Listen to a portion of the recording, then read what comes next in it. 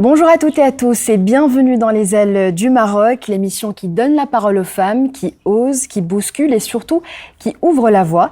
Et aujourd'hui, nous recevons la femme la plus influente au monde. C'est pas moi qui le dis, c'est le magazine Fortune. Aujourd'hui, elle fait partie des femmes très rares à diriger une multinationale. Elle est scientifique, humaniste, visionnaire et elle incarne la réussite à la fois mondiale et profondément marocaine. Née à Casablanca, élevée par sa grand-mère qui était une femme de ménage dans un quartier populaire à Derb Sultan, elle a grandi avec une phrase qui a changé son destin. Sa grand-mère lui a dit un jour « Les petites filles n'ont que deux sorties, une pour aller se marier et une autre pour aller au cimetière. Alors c'est à toi de créer la troisième. » Et cette troisième voie, Ilham Kadri l'a ouverte à travers la voie de l'éducation et le savoir. Elle est docteur en physio-chimio macromoléculaire et elle a troqué sa blouse blanche pour aller un jour se lancer dans le commercial. En 2019, elle prend la tête de groupe Solvay, puis Syensqo, l'une des plus grandes entreprises de chimie, spécialité dans le monde. Ilham Kadri, merci d'être avec nous aujourd'hui dans les ailes du Maroc. Merci de me recevoir. Alors, comme je le disais il y a quelques instants, vous avez grandi à Derb Sultan, dans une famille qui est assez moderne, élevée par votre grand-mère. Quel rôle a eu cette femme, cette grand-mère dans votre vie ? Tout. C'était mon rôle modèle. Je l'ai découvert bien plus tard, mais c'est vrai qu'elle m'a donné la chose la plus précieuse qu'on puisse donner à un enfant, c'est l'amour inconditionnel. On était pauvres, on manquait de ressources naturelles, l'eau était rare et quand elle arrivait, des fois elle était insalubre parce que je suis tombée malade avec une fièvre de typhoïde à l'âge de 17 ans. L'électricité, elle était intermittente, elle est arrivée très tard. Et donc, elle m'a élevée on n'avait pas le luxe de gaspiller, donc on avait vraiment une appréciation, un respect des ressources naturelles et la durabilité a commencé à la maison. Mais ce qu'elle m'a appris, c'est effectivement la célèbre phrase que vous avez bien dite, c'est qu'on lui avait dit qu'il y avait deux sorties dans sa vie, une vers le mariage, donc il fallait bien se marier, la deuxième vers le cimetière. Et ma grand-mère, qui était une vraie, je dirais, féministe d'avant-garde, même si elle était analphabète et effectivement femme de ménage, cuisinière, etc., chez des colons français, elle m'a invitée à trouver plutôt une porte, c'est une porte de sortie. Et pour moi, c'était l'éducation. Et donc, elle m'a appris l'amour des livres. Je lisais tous les livres. Et je rêvais dans mes livres. Je vivais dans ce petit T1. On n'avait qu'une chambre, etc., qui se transformait de chambre à coucher à un living room, un salon. Elle m'invitait à lire et à faire des voyages imaginaires, etc. Donc la lecture avait une place assez importante dans votre enfance. Très, très importante. Je pense que sans la lecture, bien sûr, l'éducation et l'école, qui était très importante et fondamentale pour moi, formatrice, la lecture est toujours, d'ailleurs aujourd'hui, aujourd'hui non seulement je lis, mais j'écris aussi. Donc je viens de finir ma propre fiction, ma première fiction, un roman qui se passe à Casablanca d'ailleurs. Mais la lecture a toujours été pour moi, ma grand-mère, elle me louait un dirham, un livre chez le libraire du Habbous à Casablanca. Et avec mes copines qui louaient aussi des livres, on se les passait. Donc avec un dirham, je lisais probablement 4 livres. Parce que j'avais 3 amis très très proches qui faisaient la même chose. Mais on lisait aussi, moi je regardais des bandes dessinées. J'adore les bandes dessinées, j'en collectionne aujourd'hui. C'est le 9e art. Donc avec peu, elle m'a appris à pouvoir faire beaucoup, en fait, on s'en rend compte. Mais le plus important, c'est l'amour inconditionnel. Qu'elle vous a apporté. Et ce pouvoir du « et », je dirais, j'en ai fait un podcast, donc vous m'interviewez, moi j'interviewe aussi, en anglais, c'est And is the future, A-N-D, qui veut dire le E-T.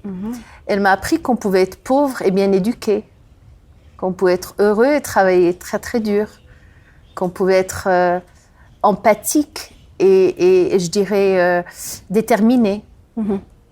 Elle m'a appris qu'il fallait avoir une voix, porter sa voix, que si on était dans un espace, dans une communauté, il faut porter ses voix.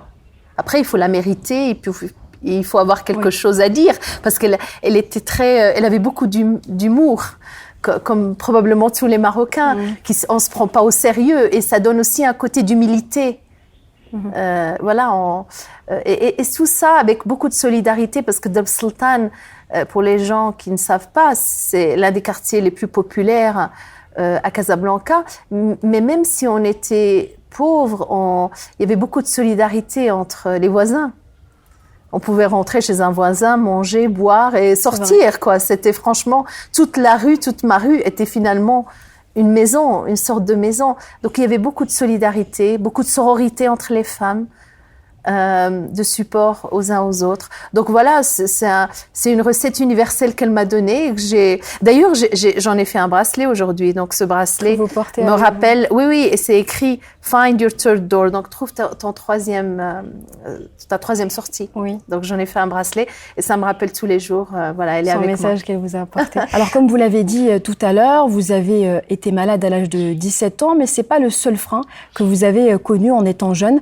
Vous avez également été diagnostiqué dyslexique très tard, mais vous dites que ça n'a jamais été un frein, mais plutôt un moteur pour vous. Oui, mais en fait, j'étais diagnostiquée très très tard, parce que bon, on n'avait pas, voilà, c'était pas évident. En fait, ça s'est vu parce que j'étais plus lente à l'école primaire et à mon jeune âge. Mais lente voulait dire, elle n'est pas bonne à l'école. Hein. Donc ma grand-mère, elle m'a fait changer d'école jusqu'à un moment donné, et je veux rendre hommage à l'école publique, parce que moi je suis un pur produit de l'école publique marocaine. Je ne suis pas allée ni au lycée Lyautey, ni à des écoles privées. Et malgré ça, ou grâce à ça plutôt, j'ai pu ouvrir les portes à des écoles préparatoires de grandes écoles en France, etc. Donc, c'est un professeur de mathématiques qui a dit, mais elle est très bonne analytiquement, il y a quelque chose. Et il m'a fait faire des tests. Maintenant, c'est des tests cognitifs, tout ça, on le sait. Et c'est vrai que j'avais développé une intelligence cognitive et je dirais analytique qui était assez avancée. Par contre, le langage, on m'a prévu que je serais jamais un public speaker, hein, que je parlerais jamais en public. Et pourtant. Mais en fait, ce que ça m'a appris, et c'est ce que je dis à mes employés et à mes mentees, hein, les gens que je mentore, ça m'a appris à aller plus lentement pour aller plus vite. Ça m'a appris de manipuler la langue, de me poser, de l'apprécier, de choisir mes mots, voilà. Et c'est vrai qu'il y a des jours où voilà, je peux être plus anglophone que francophone et même arabophone, mais ça m'a appris aussi à voyager, à traverser et à me connaître moi et tourner cet handicap en force. En moteur, oui. Et être très, on dit en anglais grounded and balanced, donc très posé, très ancré. Pour être c'est peut-être mieux finalement. Oui, faire les choses plus doucement pour arriver à une fin qui sera meilleure. Mais oui, l'handicap, c'est un handicap invisible. Et aujourd'hui, on sait qu'en fait, la dyslexie, il y a plusieurs formes de dyslexie par ailleurs. Et je fais partie de clubs et des écosystèmes de dyslexiques dans le monde aujourd'hui. C'est des gens qui pensent bien, qui pensent peut-être très très vite par rapport au langage. Il y a plusieurs formes. Donc il faut s'apprivoiser, apprivoiser qui on est, se connaître. Et plus on se connaît bien, profondément, mieux on peut délivrer ce qu'on veut dire, et être à son meilleur. Avant d'arriver et de parler un peu plus de votre parcours, pour vous, qu'est-ce qui a le plus compté au départ ? Est-ce que c'est la foi ? Est-ce que c'est la motivation ? Est-ce que c'est les rêves que vous avez eus à travers les livres ? Oui, j'étais une rêveuse. Les livres m'ont beaucoup aidée à m'évader du quartier espagnol qu'on appelait Deb Sultan. Et ça m'a permis de me projeter dans des vies incroyables. Donc, je voulais être libraire et acheter une librairie. Voilà, je voulais être japonaise parce que Mishima, qui est un auteur francophone que j'adore, qui est japonais, qui a écrit le Pavillon d'or, le Golden Pavilion, m'a touchée. Je voulais être Shahrazad dans les Mille et une nuits. Elle était brave, audacieuse. Elle a écrit sa propre destinée. Voilà. Et en fait, ce qui a été très déterminant, je me rappelle plus si c'est moi ou ma grand-mère qui a loué ce livre. Et un des livres faisait une représentation, une description de Marie Curie, qui est en fait mon deuxième rôle modèle avec ma grand-mère.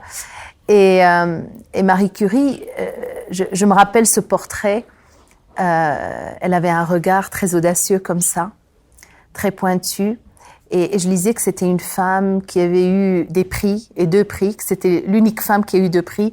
À ce moment-là, je connaissais pas ce que c'était le prix Nobel. Maintenant, j'en interviewe dans mon podcast à moi. J'en ai interviewé 3 déjà, ou 4 même. Et donc, je me suis rendu compte qu'une femme pouvait suivre ses rêves, ses ambitions, être indépendante. Pouvait oser. Et pouvait être récompensée, même si c'était une femme. D'ailleurs, c'est la seule, toujours aujourd'hui, qui a eu 2 prix Nobel, dans l'histoire des prix Nobel. Et donc, voilà, c'est vrai que j'ai beaucoup suivi Marie Curie. Donc oui, il y a eu cette découverte à travers les livres et la lecture. Et ensuite, j'ai eu de la chance de prendre le wagon de la passion pour les sciences. Ce professeur qui m'a montré que je savais maîtriser les mathématiques, et ensuite j'ai beaucoup aimé la physique, la chimie, les sciences en général, et j'ai trouvé très très tôt ma passion. Et je savais que j'allais être une scientifique. Et le connaître et le comprendre et avoir cette guiding star, donc l'étoile du Nord qui vous montre, c'est presque une raison d'être, voilà, au départ. Et ensuite, voilà, j'en ai fait un petit peu ma vocation. J'ai fait un doctorat de physico-chimie des polymères. J'ai eu 2 bourses en partant du Maroc. D'ailleurs, sans des bourses de mérite, je ne serais pas partie de Casablanca. Oui. Donc, j'ai eu une bourse marocaine, merci, et une bourse française d'excellence. Et c'est grâce à ces 2 bourses que j'ai fait une école préparatoire en France, que j'ai pu poursuivre mon éducation et faire mon doctorat. Vous avez trouvé votre voie, comme vous le dites, vous avez toujours su que vous voulez être scientifique, et pourtant vous avez décidé de quitter le laboratoire pour aller dans un domaine, on va dire, un peu plus commercial. Pourquoi avoir fait ce choix ? Je ne voulais pas, en fait. Moi, j'ai jamais rêvé d'une destination. Moi, je suis une femme du voyage, et j'étais une jeune du voyage. Et le voyage me permet d'apprendre, d'avoir les mains dans les tambouilles, de vraiment maîtriser ce que j'étais en train d'apprendre. Et ensuite, on passe à autre chose. Et donc, l'anecdote, elle est la suivante. À l'université, je finissais mon doctorat. C'était à Strasbourg. J'allais continuer dans un postdoc, que ce soit en France ou aux États-Unis. Moi, j'ai toujours eu, en fait, le rêve américain que j'ai fait bien plus tard. Et il y a un employeur qui vient, qui s'appelle Shell, à ce moment-là, Royal Dutch Shell, qui vient et qui me fait une offre avant même que je termine mon doctorat. Et voilà que je me retrouve dans un milieu anglo-saxon. Mon anglais était loin d'être bon, etc. Et qui me font une ribambelle de tests pendant 1 semaine où ils vont mesurer votre IQ, le quotient intellectuel, et ils vont faire des espèces de jeux, de discussions. Ils vous demandent de présenter votre thèse, vos projets de recherche, etc. Et à la fin, non seulement ils me proposent un emploi international en plus, mais en plus, ils me disent, vous avez le potentiel, ils appelaient ça A grade or whatever, pour aller dans le C-suite. Moi, je ne savais pas ce que c'était le C-suite. Donc, ils me prédisaient que je pouvais devenir une femme exécutive de management dans la direction. Je me rappelle en avoir rigolé, quoi. Moi, je jamais rêvé d'être PDG, à chaque pas, pour moi, c'était déjà une victoire. Donc voilà, et je suis rentrée chez Shell dans le labo. Donc pendant 3 ans, là, ils m'ont donné des gens au labo qui me reportaient. Donc là, j'ai commencé à toucher à l'humain, manager l'humain, parce que en thésarde, on s'occupe de soi-même. Hein. On est solo devant son projet, avec un maître de thèse. J'enseignais de temps en temps pour aider mon professeur, mais on gère pas l'humain. Et là, en recherche, ils m'ont donné quelques techniciens qui étaient dans mon équipe et on a même fait un brevet qu'on a protégé. Et ensuite, juste après, quand on est dans ce système-là, ils vous proposent d'autres opportunités de carrière. Et c'est là où ils me proposent un rôle de commercial.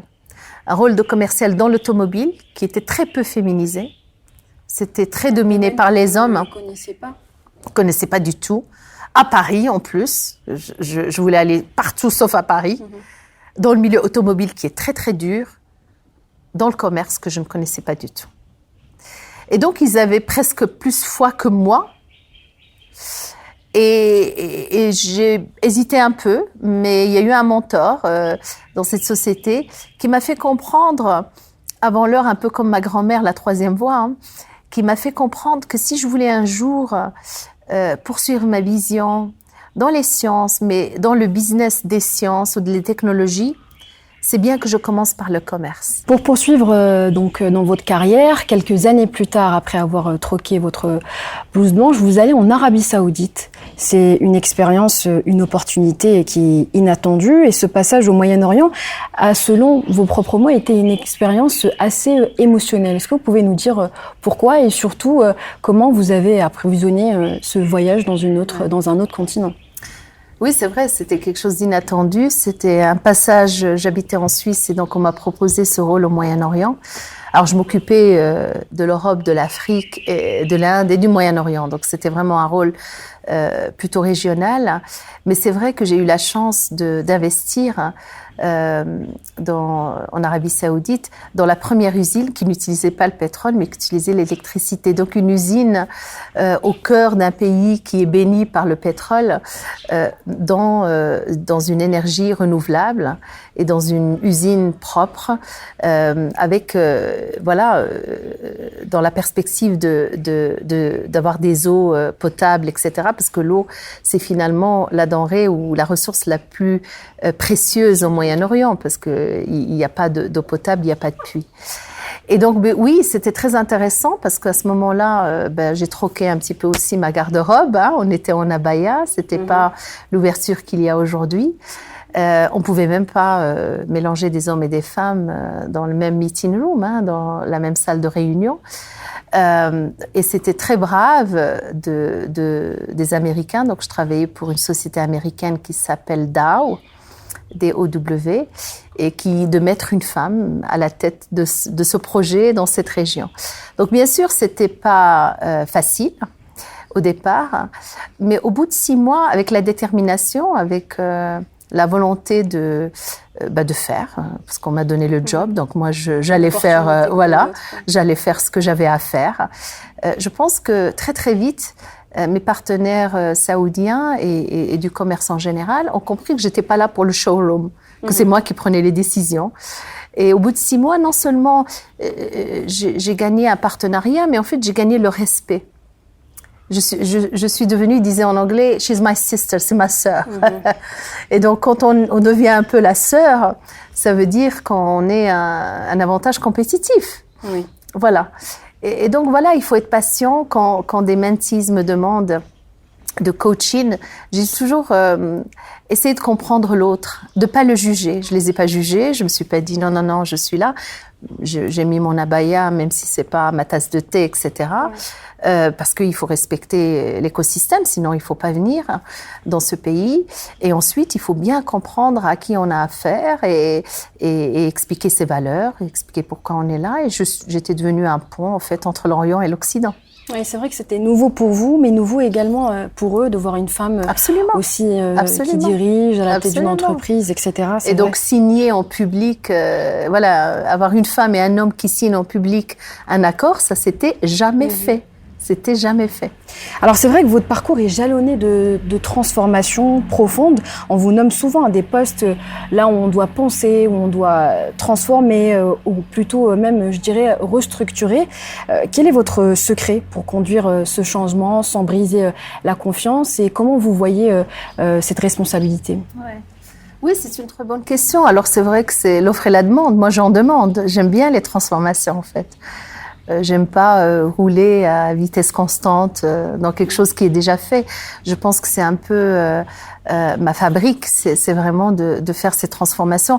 Alors c'est des transformations, je dirais, dans le business, mais c'est des transformations centrées sur l'humain. C'est ce qu'on appelle le purpose-led transformation. Donc c'est vraiment autour de la raison d'être. D'ailleurs, sur mes 3 grandes transformations, 3 sociétés depuis que je suis PDG depuis 11 ans, ces transformations s'inscrivent sur des transformations culturelles. Et je commence toujours par me demander quelle est la raison d'être, pourquoi on est là, pourquoi on existe. On dit au service du client, mais qu'est-ce qu'on donne au client? On donne un produit, mais le produit n'est pas la raison d'être. Aujourd'hui, c'est l'allègement. Nous, on est dans l'allègement. On allège un avion, une voiture ou un vélo électrique. Et l'allègement veut dire qu'on consomme moins de fuel, on émet moins de CO2, donc on est plus durable. On permet à nos clients d'être durables. Donc, de plus en plus, je me suis tournée vers des sociétés, je pense, où la science et la technologie est au service de l'humain. Que ça soit des challenges environnementaux, sociaux, etc. Donc, d'abord avec Diversi. Donc, j'ai l'idée aux États-Unis. C'était mon premier rôle de PDG. Une société d'hygiène et propreté. Un clin d'œil à ma grand-mère. C'était incroyable parce que le chasseur de tête ou mon patron à ce moment-là ne savait pas mes origines. Et pour moi, c'était presque, je devais le faire. J'ai créé même une organisation humanitaire pour les femmes de ménage aux États-Unis qui aujourd'hui leur permettent avec des bourses de faire des études, etc. Mais quand j'ai rejoint la société, on nettoyait les cuisines et les toilettes. Quand j'ai quitté la société, on sauvait des vies. Oui. Est-ce qu'il vaut mieux nettoyer ou sauver des vies? Bien évidemment, sauver des vies. Alors, puis arrive 2019 où vous devenez la première femme à diriger Solvay, un groupe âgé à l'époque de 156 ans avec 25 000 employés. Comment on vit ce moment? Est-ce que c'est une fierté ou plutôt une pression? Pour moi, c'était une continuité. En fait, j'étais déjà PDG aux États-Unis. On est venu me chercher. Parce que Solvay, bien que j'étais pas, comment dire, le prototype, je dirais pas idéal, plutôt idéal, mais je pense le prototype traditionnel d'un groupe comme Solvay. On l'appelait la Belle Endormie. C'était une société qui avait plus de 156 ans à ce moment-là, qui s'était un petit peu perdue dans des acquisitions et des mergers and acquisitions. Et qui avait besoin d'être voilà, un peu secoué, réveillé, avoir plus d'ambition. Donc, on est venu me chercher aux États-Unis. C'était un pari vis-à-vis de mon chairman à ce moment-là, le président du conseil, un pari de moi-même. Hein. Est-ce que ça va aller? Est-ce que ça va geler? Est-ce qu'il va y avoir une chimie entre la société et moi? Et j'ai pris ce pari parce que je me suis dit à ce moment-là que j'étais prête pour faire des transformations, y compris des transformations en Europe. Moi, ma carrière a beaucoup eu lieu en dehors de l'Europe. Donc, c'était la première fois que je venais en Europe pour gérer une société européenne traditionnelle, etc. Alors, c'était un défi, bien sûr. C'était un défi. Quand je suis arrivée, ça a fait beaucoup de bruit. On croyait presque que c'était la première fois que j'étais PDG, alors que je l'étais aux États-Unis. Pourquoi? Parce que, voilà, c'était une femme, en plus d'origine marocaine, femme de couleur. Enfin, il y avait plusieurs plafonds de verre qui étaient un petit peu éclatés avec cette nomination. Mais moi, écoutez, j'étais assez ancrée, en fait. Moi, je voyais plutôt le challenge, mais comme une opportunité d'impacter. Et ces 7 dernières années, puisque j'ai non seulement transformé la société avec nos équipes, j'ai fait une scission entre... Vous avez créé 2 bébés. 2 bébés, voilà, mes 2 bébés, qui sont maintenant au Bel 20, donc au Stock Exchange en Belgique, à Bruxelles, et qui sont 2 sociétés qui sont indépendantes. Une sur les activités de commodité, on appelle ça, et l'autre sur les spécialités. On m'a demandé de rester sur les spécialités pour la rendre indépendante. C'est la société Syensqo que je dirige aujourd'hui et je vais donner le flambeau à la fin d'année. Mais quand je regarde ces 7 ans, on a fait beaucoup plus que pourquoi je suis arrivée en 2019. En fait, ce que j'ai donné à la société, c'est une ambition. Et c'est comme quand j'étais petite à Dobseltan, c'est-à-dire j'avais des rêves qui me faisaient peur parce qu'ils étaient grands. Et c'est ça qui est arrivé chez Solvay, c'est qu'on a commencé à être ambitieux et à s'entraîner tous les jours. Et on est devenus des athlètes dans le genre. Et du coup, tout suit, le flux de trésorerie, les clients, etc. Et on commençait à avoir du muscle pour pouvoir finalement commencer à envisager d'avoir 2 sociétés d'une seule. Alors vous l'avez annoncé, c'est officiel, vous allez passer le flambeau janvier prochain. Vous avez annoncé donc votre départ de Syensqo. Quelle rétrospective vous portez aujourd'hui sur votre chemin parcouru Chez Solvay Syensqo, de la fierté, de l'émotion. On ne se réveille pas un matin en se disant je vais faire une scission d'une société qui a 160 ans. Il y a un devoir extrême parce que c'est une société qui a vécu beaucoup de guerres, beaucoup de chocs financiers, industriels, etc. et qui est toujours là avec un fondateur humaniste qui s'appelle Ernest Solvay, qui est devenu d'ailleurs un rôle modèle et quelqu'un de très inspirant dans ma vie. Non, j'ai beaucoup de fierté. Je suis bien sûr triste parce qu'il y a l'humain. J'ai passé, quand on l'a annoncé au quartier généraux le 17 septembre, les gens pleuraient, je pleurais autant, parce que l'humain est là. Et on a créé quelque chose qui va au-delà d'une transformation, je dirais, financière, de P&L, de balance sheets, etc. C'est une vraie transformation culturelle. Et restructurer ces 2 sociétés maintenant, leur donner leur propre raison d'être, un propre focus sur leurs activités industrielles, permet aux gens, de devenir meilleurs dans ce qu'ils font, de pas être distraits par d'autres choses. Et voilà, au bout de 2 ans, quand on regarde derrière, les gens qui me disaient « Ouh là là, ça va se casser la figure, ça va quitter le bel vin, il y aura pas assez de trésorerie. » Regardez, ça fait 2 ans. Les marchés ne sont pas d'ailleurs très très bons, ils sont pas porteurs de croissance. Et pourtant, ces 2 sociétés sont très résilientes dans leur domaine. Avec aussi un pipeline de succession, parce que moi j'aime beaucoup que dans les 2 sociétés, c'est des gens d'internes que j'ai formés qui sont aujourd'hui, c'était pas ma décision, c'est la décision du conseil, comme toute gouvernance le veut, qui ont été choisis. Et ça, c'est une source de fierté. Moi, je suis venue de l'externe. C'est bien, je suis contente parce que j'ai pris les rênes de Solvay, mais c'est un vœu d'échec quand on n'a pas les gens en interne qui peuvent reprendre le flambeau. Oui. Donc ça aussi, dans ma perspective, je suis très très heureuse qu'il y ait ces gens-là. Et puis aussi, il y a le social. On a fait beaucoup de choses, que ça soit le congé paternité à 16 semaines. Exactement. Vous placez énormément l'humain au sein même de la société, notamment avec la crise de la Covid également. Oui, on a fait le Solvay Solidarity Fund qui a beaucoup aidé nos employés, les communautés dans lesquelles on manufacture et on travaille. Mais le congé paternité de 16 semaines restera une belle chose qu'on a faite. On m'a dit oui, c'est parce que c'est une femme, personne ne prendra le congé paternité. Aujourd'hui, on a 951 bébés chez nous qui ont profité de leur père pendant 16 semaines. Et si vous avez un père heureux, une mère heureuse, c'est un employé productif et heureux. Et on a fait le salaire vital et minimum pour tous les employés à travers le monde. On a maintenant le digital et le Gen AI, donc tout ce qui est l'intelligence artificielle générative ou le agentic AI, qu'on est en train et qu'on a signé avec nos partenaires sociaux. L'hygiène mentale. Il y a beaucoup de formations sur le bias, le unconscious bias, je ne sais pas comment on le dit en français, mais quand on a le biais inconscient, sur l'acceptance et l'inclusion de la diversité.